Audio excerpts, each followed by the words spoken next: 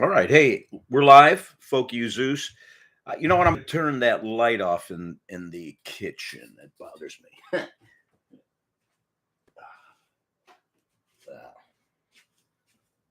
Yeah, well, I think that's much better. We'll see. Yeah. Anyway, yeah, still working on all the logistics of lighting and all that kind of stuff and positioning and yeah. So anyway, going to talk about storytelling today. It's something that if as artists we all do, even visual artists. So talk about that too. I mean, there's always every picture tells a story, kind of an attitude. But we're going to start off with uh, talking about the people. I don't have naturally the gift of gab, meaning, I get together in social circles and that, and some people kind of can dominate a conversation for better for worse, and be witty off the top of their head and just kind of go for it. You see some performers on stage, some front men and stuff that can really Uh, suck you in just with a narrative that they create or just a flow of their language. Um, so I mean, we all have our when we do a presentation, whether it be if you're an oral interpretation person or a writer, a novelist, whatever it is, we have all our styles to be able to get to the point of it, entertaining the or informing the audience that has chosen to engage in our art. Um, so, like I said, there are those people that seem to be natural. Now, some people have the gift of gab; they just tend to ramble sometimes, and then you might know people like that in life, or you might even think about certain artists. It's kind of like, man, do you just have you ever sat in an audience? It's kind of like, man, just play the next song if you're at a say somebody's telling this long ass story. Now, why do you feel that way? Is it because you're just not you're more you just want music there? Or is the story being told ineffective? Does it not have relevance to the total presentation that is being put together? And that goes for all the arts. I mean, you can sit in, watch a play. Um, you're in the theater, and it's kind of like all of a sudden you hit a point, and it's kind of like slow, and it's like I don't know, if I don't know if I should walk out or not. This isn't entertaining me. So it's so there's a certain pacing that comes with storytelling as well. And well, I'll get into that a little bit, but just want to talk about the what would be the elements. This applies mostly. I've learned this through theater, but it also applies to and writing in general, creative writing. But it applies to any kind of formulation of a story, of a narrative. We talk about narratives. Sometimes we consider that a negative term when we're talking either in politics or media. Somebody, the news person there is creating a certain narrative, or they're reflecting a narrative, most often reflecting. They've been told by their editor or producer or whatever, this is the story we're going with. You maybe have heard that term used before. Hey, we're going with this story. You might have 10 or 15 different reports, and you kind of, okay, what's the best that's going to represent the truth, number one, or number two, it represents the attitude that we want to convey. Number three is the we want to convey the attitude that we've been told to convey, and that gets into, like I said, the political aspects of it. But from the artistic side, yes, we have agendas. We want to I'm like I've said this before. I'm an anti-war advocate, so I will represent stories and talk about certain narratives and subject matter that reflect an attitude of anti-war. It'll give you We'll talk about what and maybe politically is wrong, why we need to change certain things. Instead of coming out and just doing it like a news report, you could do that through song. You could do it through painting. You could do it through, you write a book. There's so many books that have that bent. So that's what we're kind of going with. This is kind of like we're not going in one direction. I don't care if you're pro war, out there. Okay, that's okay, that's your right of freedom of expression and speech. That you should be able to reflect that in your art if that's what you feel. Like there's a lot of art now that is pro art or has been. If we look back into the world of war propaganda, now propaganda is a term that's used that is um, it's not necessarily a negative thing depending on what your agenda is. So you have to define your agenda. So it isn't automatically the fact that you need to come up with you need to counter. Sometimes you create propaganda to be able to counter propaganda. You have to get what's called a counter narrative against that propaganda. So that's what you want to achieve sometimes when you hear you say. So as an anti-war person, you're constantly up against that, because as soon as there's some kind of beating of the drums of war, you will be compelled to bring it as songwriters, as novelists, as playwrights.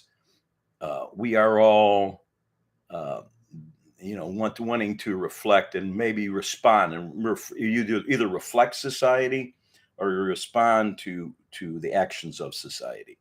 So I don't want to get too far into that philosophy, but whatever philosophy you have, we're going to talk more nuts and bolts in this presentation. But yeah, I'm going to Lady Google, which I always usually do. And we're going to talk about the elements of a story. This is typical. Anybody that's taken any kind of theater classes, one of the first things you'll learn, or in creative writing, you'll get this kind of information. But I'm gonna dig it out of Lady Google here. What are the elements of a typical story? Okay, she was talking to me before, so I'm going to try it again. The trains are coming. I'm going to try that again. Elements. What are the elements of a story?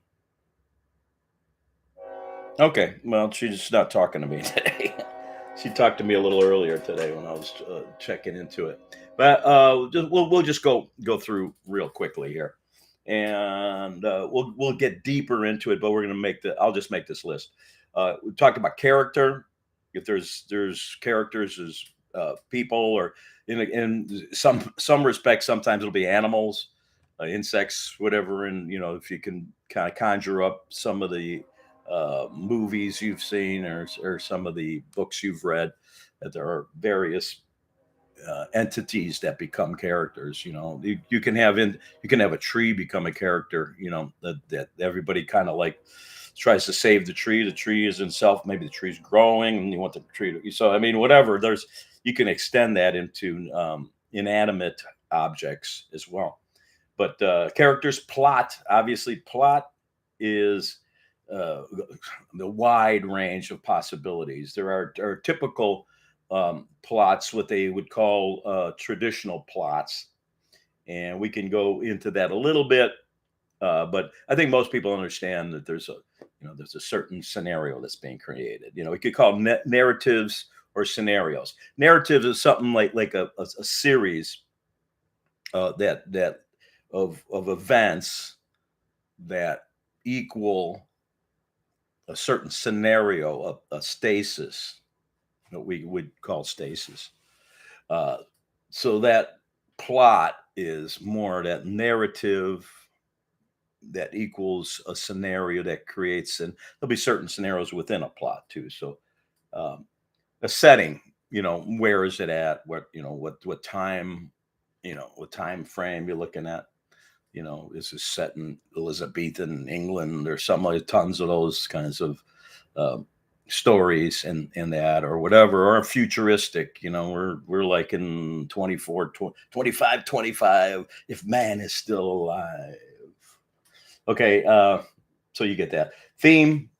um Morals to the story. What's the objective that you want to um have the listener uh accept as being, hey, this is, we're doing this as a certain, uh, we're going to follow a theme. So I mean, uh, we can get into that more too as we go. Conflict to make things interesting.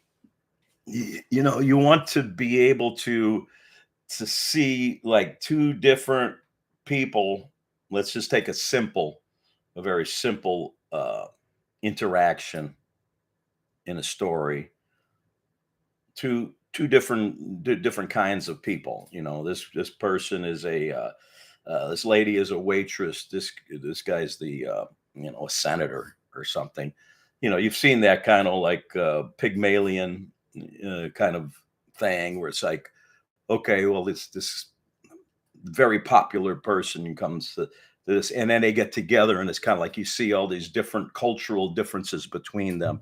So there's some conflict in that. You say, okay, well, how are they ever going to get along? If there's all these little conflicts.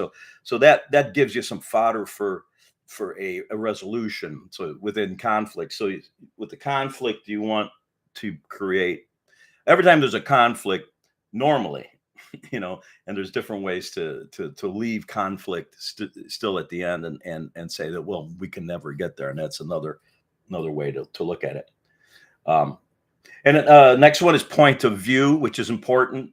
Are you telling the story? Is it like, so I went up to this girl and was wondering what she was all about. So the first person, second person obviously is, well, you came, yeah, you talking to her. Yeah, well, you came to my party, and I was wondering what you were thinking. So, you're speaking to other people in the second, and a third person is what we call the narrator.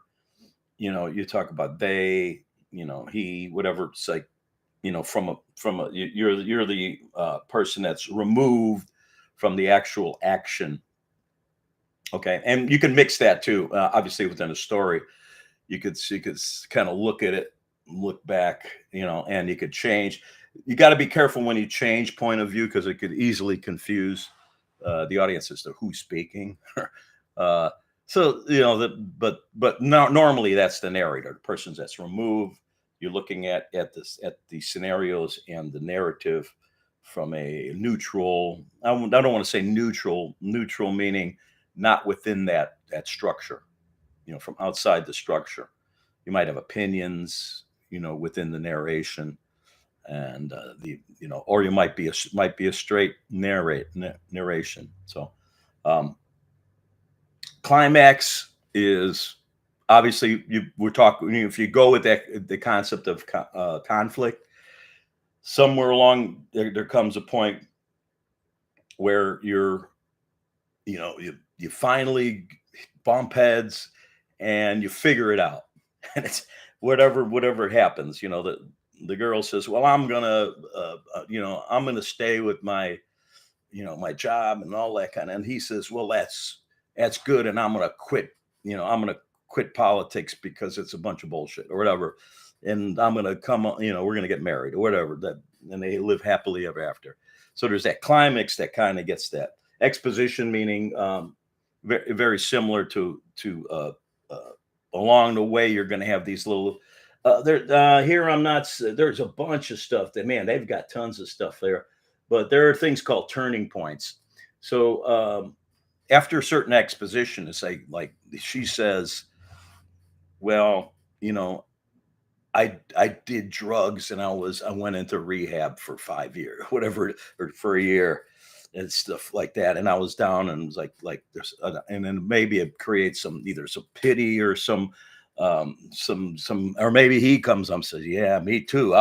And that might be the thing that brings them together, is the fact that they're both addicts or something, are recovering addicts, and that's could be one of the things that brings them to that. But there's little bits of information. Yeah, I was married, or I am married, whatever. So I mean, there's like you find out about certain things as you're exposed to certain facts. And so as an audience sitting back and you're watching this play or you're reading a book or whatever it is, that audience, and you say, oh gee, I didn't know, man, that's going to change things. Okay, so that's exposition. Tone is the the overall attitude you get from it. The sometimes it's excitement, sometimes it's anger, sometimes it deals a lot with emotion, but it's more it's an overrunning thing. Is it affable? Is it fun? Is it very serious? And we're going to talk about various other things within that. Um, and they just keep mentioning the antagonist, the good. You got the white hat and the black hat. The black hat might be the antagonist and might not be that cut and dried, but the protagonist is the hero and the antagonist is the villain. That kind of stuff. So that's it. Language foil, supporting character. They're just naming off things here. This is good. I mean, I think this is a good way to kind of look at it. Time, third person, omniscient. Third person omniscient. Okay, well, I don't, maybe I haven't, I didn't, that probably wasn't 202 that I didn't take. Characterization, all this stuff. Rising action is something, is got a lot to do with those turning points. You get that. Is there some exposition and it kind of comes, or the conflict comes up, rises up to a certain point. And then there's this battle, and then there's a falling action, which kind of like it's kind of like, oh, okay, from there. And then it creates a new stasis, what we call stasis, being an even way of that it represents itself. So you get to a certain point, it's got now the new stasis is their friends. They were strangers. They interacted this way. Now they decided to become friends, or they started to become enemies, whatever it is. So you got that kind of a thing. You get to a point to that. Tension. Obviously, there's that from conflict and all that. And there's so that's a good way of kind of if you ever want to Google that and see what if you're thinking about writing stories and getting into this. This is typical elements of a story. The traditional way of looking at telling stories. That's not the only way. There's really avant-garde type stuff that you might even not even avant-garde, but just different ways you can approach it. And we'll talk a little bit about that too as we go. Um, and I wanted to say, okay, the tradition of storytelling. Like I said, there are people with the gift of gab. They can talk their ass off for hours or whatever, and it could be very interesting and whatever. So, but or just that. Then there are people that actually like if you ever gone to like folk fests, there's always not always, but a lot of times they'll have like a storytelling stage. And there are people that have that tradition of storytellers, like a Mark Twain is a traditional storyteller. Will Rogers. These are American heartland traditional storytellers, and they were both also humorists because within storytelling, I mean, you could be a storyteller, and your storyteller has very much a moral to every story, and the stories are not necessarily humorous, but they're very poignant and very effective in bringing emotions, people's emotion to the front.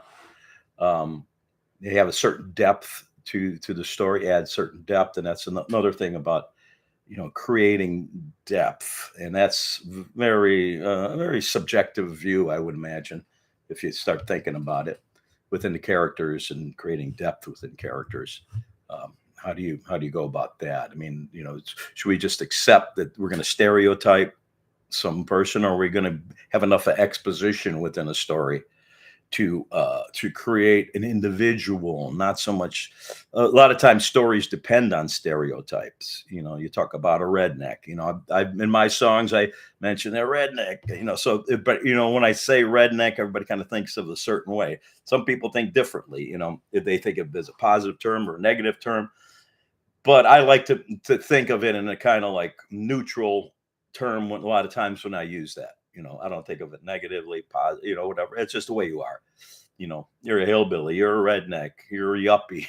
All these, and we're all okay. I mean, the first song on my latest album, Golden Rule. You know, treat everybody the way you want to be treated. You can be, and I mention a lot of these terms. So I use that in telling my.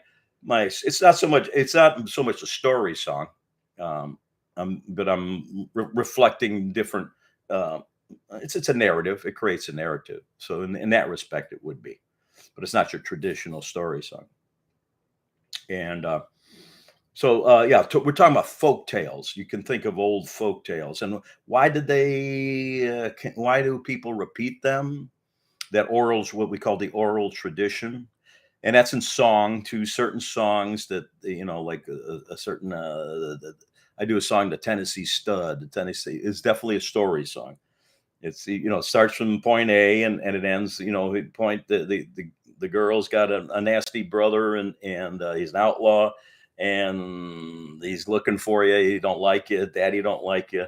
So you leave and you go and you have you know, there's interaction down in Mexico and then you decide and then you know you get the courage to come back and confront the evil daddy and then you wind up with the girl at the end. So you know there's that, and it's a you know 3-4 verse song, and it tells a story. It's got a nice hook in between. It talks about the horse because the horse comes back too, and the horse says, you ever want to look that up? It's a fun song, very fun song, but it's got a little moral behind it, I guess you might say, conflict resolution and all that.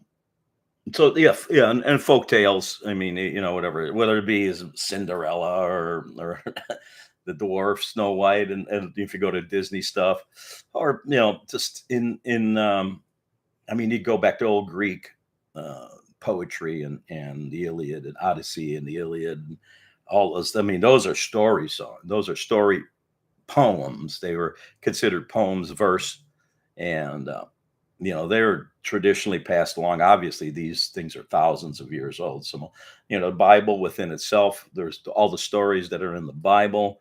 People grasp onto that, and obviously there's moral tales regarding that.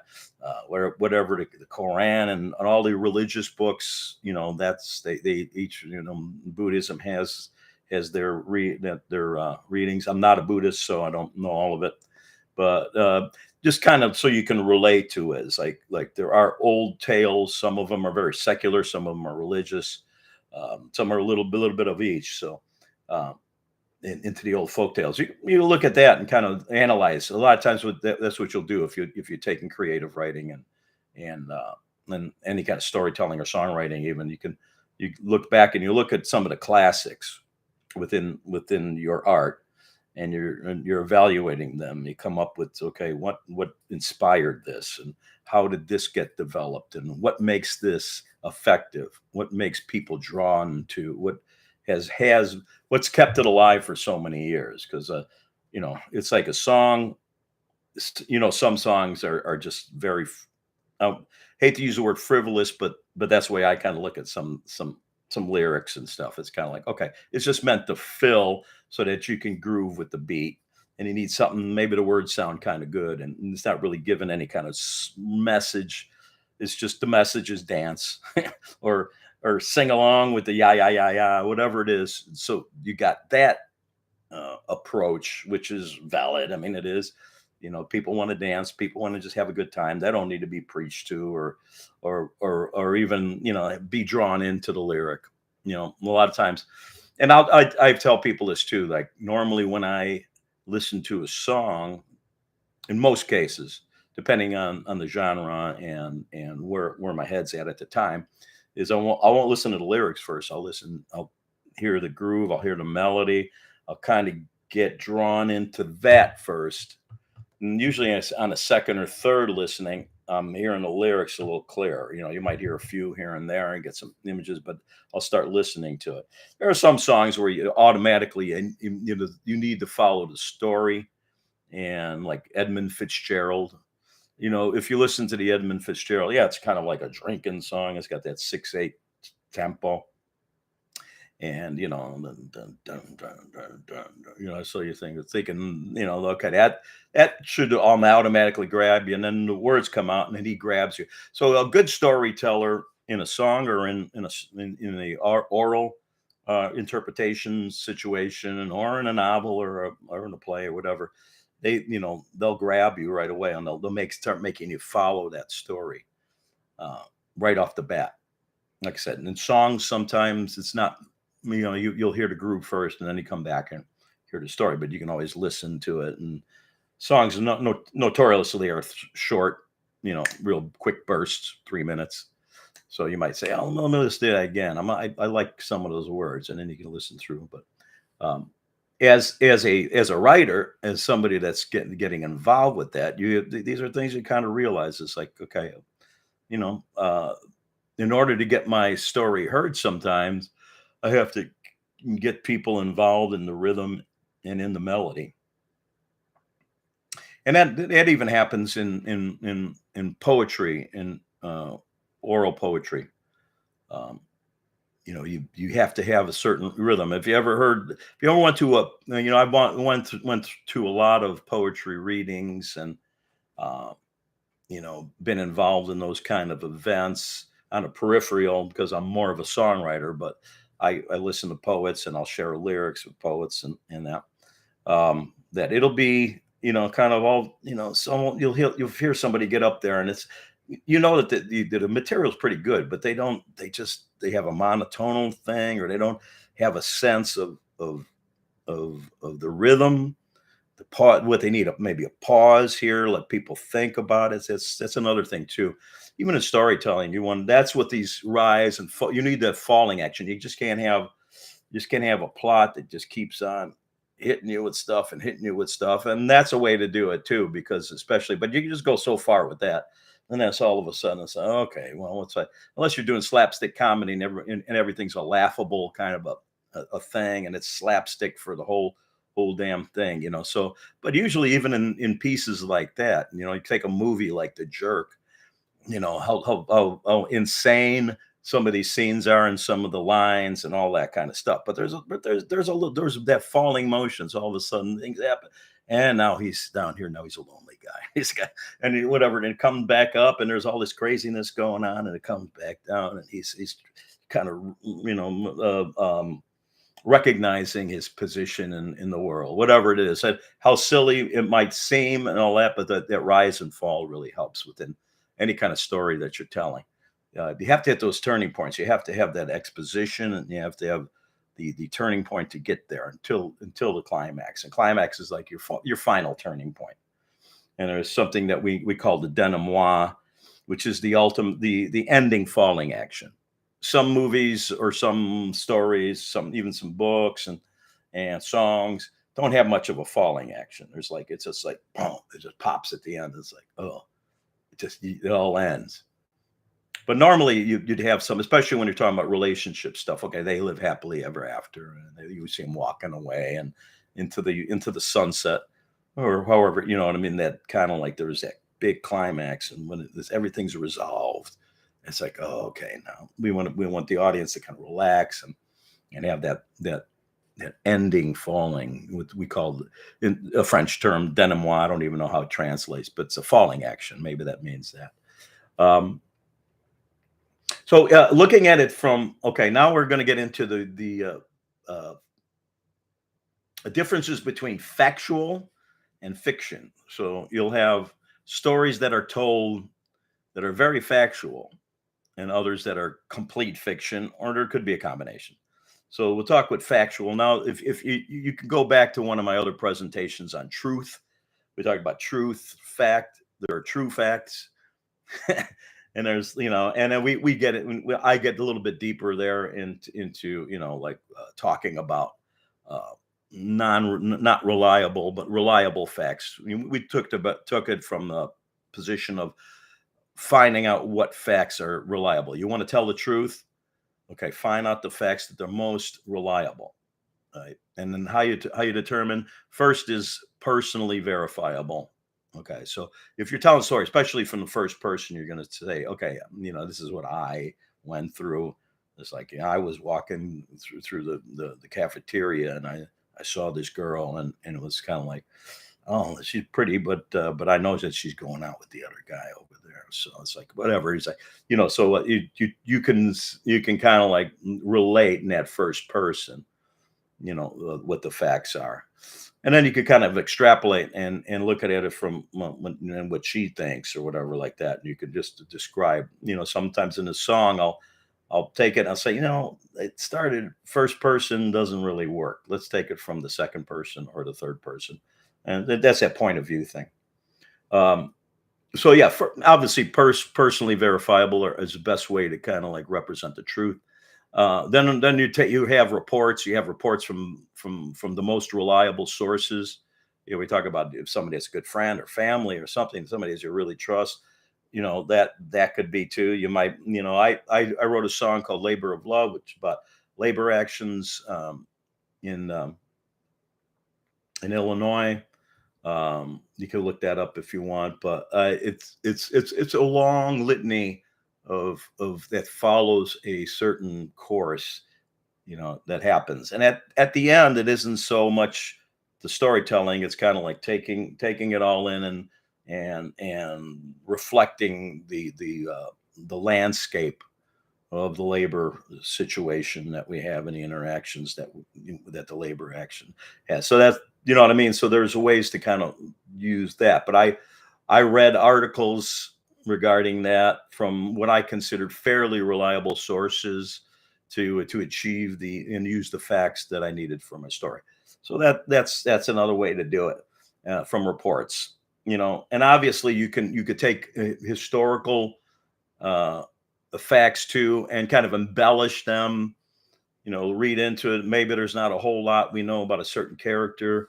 Obviously, the whole story between Pocahontas and John Smith. I don't know if this is going to shock anybody, but that I don't know if it was Disney or so whatever, that movie and all that. It was all pretty much bullshit, but it was like extrapolation from a relationship that kind of did exist, but it was embellished to make it more of a romantic story. So whether that's good or bad, you can make that judgment for yourself. And then talking about, so it's historical, yeah. So be careful if you want to be true to history. You got your Ken Burns things where he does a lot of research, and he'll tell stories. He'll tell that story of country music or the Civil War or whatever, all that stuff that he did.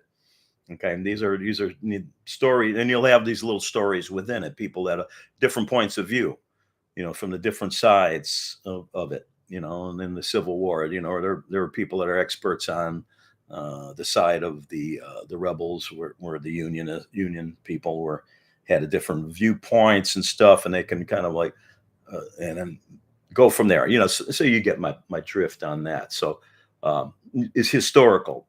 Do you want to extrapolate on it? Do you want to kind of build off of it to make it a little more dramatic and make it a little bit of fiction? So you can take a basis of history, a historical story, and kind of like tell something within that, like build a relationship that wasn't really reported on much, and you can kind of make it from that, like movie Titanic, building a relationship off of within that to make it a love story and the whole thing. So you can extrapolate. Okay. And also, we're talking about describing a moment in time. If you're just kind of, you could tell a story by description, by using a lot of adjectives, and kind of like within that, I mean, just to say, like, within that moment, I could tell that this person had gone through so much and was rebounding from a certain situation. So within that moment in time, just say from what can grasp, you could bring out a lot of back and forward story, and just the story, the description of the person's attitude and position in life and whatever else that at that moment in time. So it can conjure up a lot of possibilities within the historical, for that person, historical chronological. So is it definitely chronological, or are we kind of like looking at a moment of time and kind of like creating some chronology within that? So I'm not sure if you know exactly where I'm going with that, but a little different approach. These are little different approaches to telling some stories. Now, going directly into fiction, we can go again. What is your fiction based on or off? Is it based on like, you write Second World War. This is a story about the possibility of what could have happened. The Another one is a what was that one, The Day After, about what would happen if, what would the scenario be if all of a sudden it was post-nuclear war, like a post-apocalyptic environment. So you could create, it says, based on that set. This is something that we know can happen. It's and in this day and age, we're kind of like exploring the fact that it could very easily happen, given the wrong circumstance, the wrong people involved, blah blah blah. So what are you basing that off of? So that thing that was in what was it, in the 90s, 80s or 90s? I forgot what it was. The Day After. It's kind of an interesting take on it. You know, Whether it was all factually based, you can argue that as well. But based on that, or what off, like I said, certain points in time, Woodstock. The movie Woodstock was an actual um, documentary on that. So that was not fiction at all. So that was said, but it was based.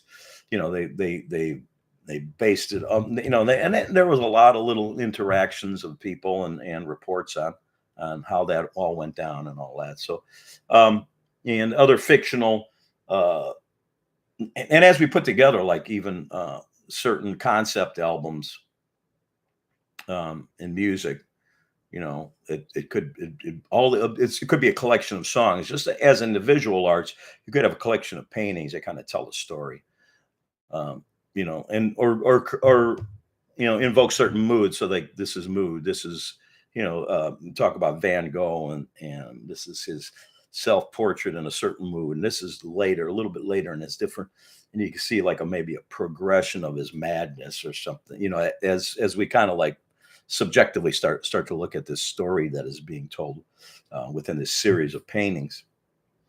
So I mean, based on something or off of something, where'd you come, where do you want to go? you know so and characters, you have to develop the characters there, and so if you find what characters will fit into your world, it's kind of based on something or not. It's like a total dreamscape. It might be something that's totally off the wall idea, like Star Trek kind of thing, where it's like, okay, space travel, that's the basic thing, but there's just so much that's involved with creating these characters off of off of these planets, like certain planets you go to, and what would the different kinds of things be. So you create those characters, and then the events that can happen within situations. You have to come up with different events that happen. The emotions, okay, you have to kind of like justify when you're in a storytelling role. You have to kind of like, all of a sudden, if somebody explodes into a fit of rage or something, or you have to kind of explain it. Especially when you're doing a song, it's kind of like you've got a short period of time. In a novel, you can build up to it and say, and that knocked him into this, you know, uh, fit of rage or something. So whatever emotions, you have to understand how you're going to get at emotions. That's what I was saying from the beginning. We talked about okay, somebody rambling up there, getting a gift of gab. They can keep talking and talking and talking and talking and connect some dots here and there. But I mean, but it's not very interesting. What's going to make it interesting by being able to show some changes in emotion, shifts in emotion, different kinds of characters and interaction, and there's some rising and then fall, and then now we're in a new stasis, and now we're moving from there. So these are things that you think about in stories. The changes. That's the next thing I put here. There has to be change within your story. There's something. I mean, it can be stay static for a while, and all of a sudden something happens to change things. Now you're in a different period or whatever of not so much period chronologically, but just in a different level. So you're shifting. That's dynamics in that respect too. You create dynamics and emotions, and and in tempo too. So the tempo of your story. Sometimes your story is like moving kind of slow, and you ever sit back in a movie, it's kind of everything moving kind of slow, and all of a sudden, boom, boom, boom, boom, boom, things start to happen. It's like, okay, it gives you that rush, and then you're gonna eventually, okay, now we're falling back down. Now we're at a new place here. Okay, now the cops arrested this guy or something. This guy's like whatever. It's like turns into a criminal. Now the cops arrest him. Now he's in jail. So whatever those changes in the plot, and this that constant development of a plot within stories. So yeah, we talked. So is it fact? Is it and if it's fact, it might be a boring story. Do you really want to tell it? If it's just 100% fact, that's why people would tend to embellish. I think we all do as artists. There's a way to embellish to not detract from the actual reality of the story, and not to kind of like move it to a whole different attitude, and it's like, and make it wrong. I mean, come up with some facts that are totally wrong. you know Anachronisms are one of the things that people rail against, or whatever. Sometimes use it for humor, but like all of a sudden you're talking about 1800s, and you've got a car, whatever, and it's like nobody had cars back or whatever. That kind of a thing is kind of like, no, that's not the truth. It kind of knocks you off of saying, there's something wrong with this movie. um so yeah, so as you're telling stories, whether they be short, whether they be long features, or short stories, or songs, or bits like poetry that has that.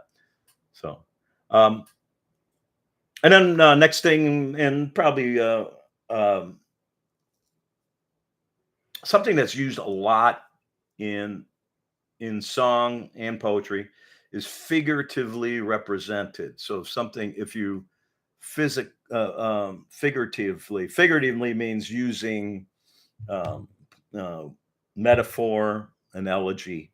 So if you don't know what those words are, feel free to look them up. But metaphor, basically just using, like, it was my light shine brightly across the. So if I talk about my light, okay, I'm thinking about shine brightly. I'm kind of making my attitude like the sun. I'm shining like the sun. Those kinds of things. Just like, you want to look for those, and to represent. Sometimes you'll tell the whole. I have a song where I tell uh, the whole story is a metaphor. Basically, it's represents it, all the events within it, and some are extrapolated, of course, within it, are drawn from a person that is a, in real life.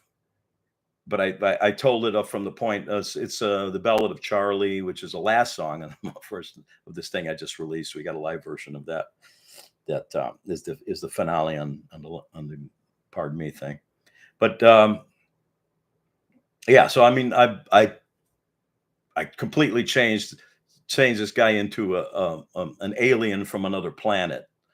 Okay, and told a story that kind of like progresses along the lines of it. The residual message is, sometimes we are far removed from each other, even within this world that we live in, the traditions of culture that and the expectations of an individual within a certain culture. This is what I'm expected to do as the father within the family structure, or this is what just as a male or as a female, this is what in our culture, this is our roles within this culture. And all of a sudden you drop into another completely different culture, and how that interaction and what happens and how everybody responds within that. So you have that, so it's like you can do that whole figurative and kind of represent a whole story of someone's interaction with someone else, or life or interaction within society, by removing it and putting it into to a totally different, like some people will say that, like Star Wars reflects a lot of what the uh, imperial empire. I mean, this is political, and some people kind of look at it and say, yeah, this is the way politics kind of worked, and the little guys and the little rebels trying to rebel against the, you could probably kind of put it in our world, and you could kind of see some parallels and that kind of thing. So that's used a lot, and analogous, work as well. So you can look more into that. Um, and the final question I'm going to ask is, why tell it? So that's something, even before you start, you said you probably got an idea why you want to tell the story, but maybe you don't. Maybe it's kind of like, well, I think that's an interesting story, and then you start looking at it and just say, okay, yeah, no, but what in the end, it has to have like a common chord, as we say in a song, or even even in a theater production. You have to strike people commonly for the audience, so your audience is going to be this. So if you're doing a slapstick movie, like The Jerk, uh, certain there's certain demographics that aren't going to gravitate towards going at. They don't like slapstick. They don't, you know, like a lot of British humor. Even though Monty Python is one of the very slapstick in a lot of ways, and but your typical British comedy is totally different than a Three Stooges or whatever. So there's certain audiences that you look at and say, okay, this is going to be my audience. So if you already are a performer, a performing songwriter, I mean, are you moving too far away from your audience, or do you want to delve into another audience, which might turn off that audience? So these are decisions you make, and so it's good to know why you want to, because instead of just throwing stuff in. I should talk because I'll go a lot of different. So most people that know me know that they expect something a little bit different, expect something a little bit off the wall, because that's where I like to go. Um, and messages, there you want to this would be a reason I want to convey a certain message. Everybody love each other. Everybody gets, and that leads to inspiration. You want to inspire everybody to react together and get together. And everybody, come on, people, now get together, love everybody right now.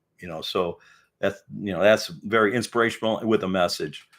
And some, obviously a lot of religious music. They want to inspire people to lift up their spirits and feel that there's a connection with the God,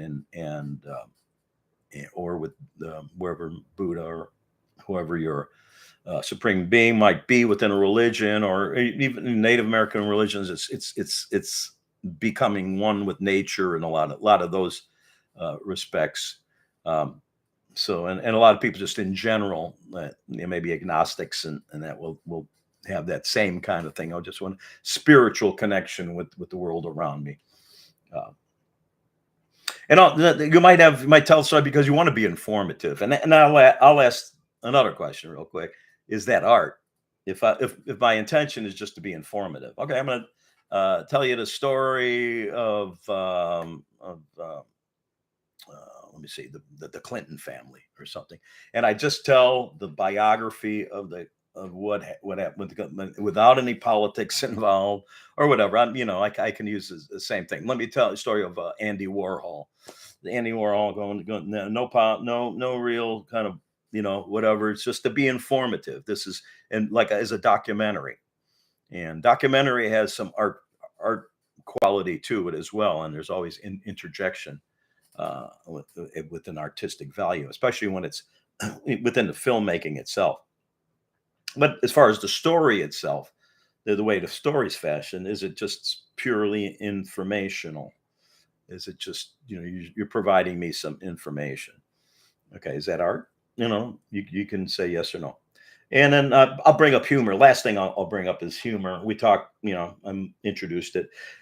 Even in very dramatic pieces, um, um, in most cases, there's some what we call comic relief. Things get so, you're in a situation where that you're like this, the plot is kind of depressing. It's going on, and all of a sudden, there's something crazy happens, and everybody kind of like, huh, okay, yeah, that's life. That's life. Things happen. You're in a desperate situation, but things are life. Or you also, and you might be wrecked. You might be on a desert island. You're like fighting for your life, and then all of a sudden there's some romance or something, and that helps to, that kind of, those little moments of either comic relief or connection, romantic connect. All these little things can spell the depression that's coming out of a lot of these, like old Greek tragedy. Greek tragedy was very, very little comic relief in those. Okay, that was very strict, tragic environments, and a little bit. And actually, the comedies were kind of not really comedies when they considered like old Greek comedy stuff. That was with comic relief. There were moments and that kind of thing. So yeah, so yeah, enter some humor, and it's okay to bring, and not even within a non-humorous piece, find those little moments that you might get a quick laugh, and that's good for songwriting too. Just kind of like, don't be afraid to say, well, this is a serious piece, but make some little ironic statement within it that make people kind of chuckle a little bit or kind of like smile. So I guess that's all for tonight about it. Just a kind of an introduction to review songwriting as artists. We're going, like I said, it doesn't matter what medium you are choosing. These are all elements that kind of like come together. We mostly study a lot of this in theater, and for playwrights and a novelist, and the written word, and then in songwriting, but the visual arts too. There's a lot of storytelling that goes on. So if you want to become better artists, maybe learn a little bit more about the elements of songwriting. And that's about it. I eventually, I'm thinking about moving. I mentioned this last week. Moving to Tuesdays eventually. Next Sunday, I have a gig. We're at Labor Day weekend right now. So next Sunday, my friend Kristen's coming in, and we're going to do a show up in Conroe at the Red Brick Tavern, and that'll I think that's going to chunk into my ability to get to do it on next Sunday. So I won't be doing it next Sunday. I will do one the following week, and I'm not sure if it's going to be on Tuesday, but if you want, join my email list, and I'll list it in there. Easy to join just go to markzeus.com. There's a tap, you can tap on the top, join the email list, and I get your email and I'll put you on the list, and you'll get info on all my stuff.